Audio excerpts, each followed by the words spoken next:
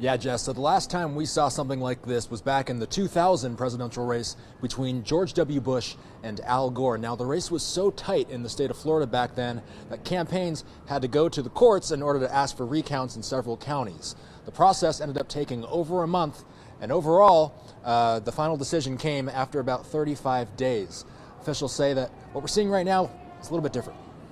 I don't see that it's going to be a repeat of 2000 in 3 or 4 different states because I think that the margins are nowhere as close as they were in 2000. In the year 2000, just 537 votes separated George W. Bush and Al Gore, such a thin margin that it was believed that a recount could have decided the election. This time around, though, that's not the case, as President Trump remains behind in key battleground states like Pennsylvania, Georgia, Nevada, and Arizona as of Friday afternoon.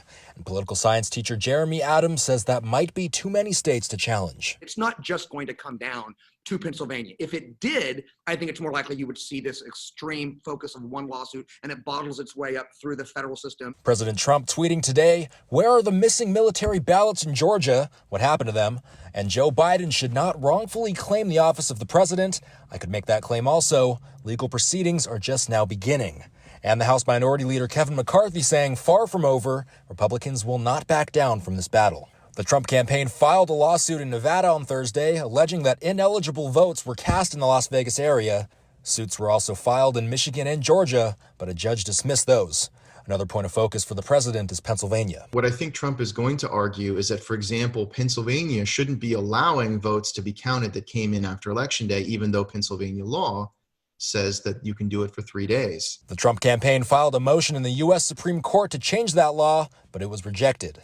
As of 2 p.m. Friday, Biden had a small but growing lead in Pennsylvania, and most of the ballots being counted were from Democratic-leaning counties. I don't think that's going to make a difference in Pennsylvania, but if there is a constitutional question, Austin, that's where I would guess that they would anchor it in.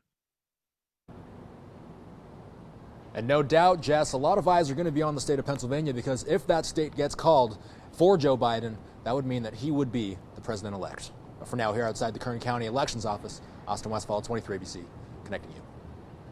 All right, Austin, let's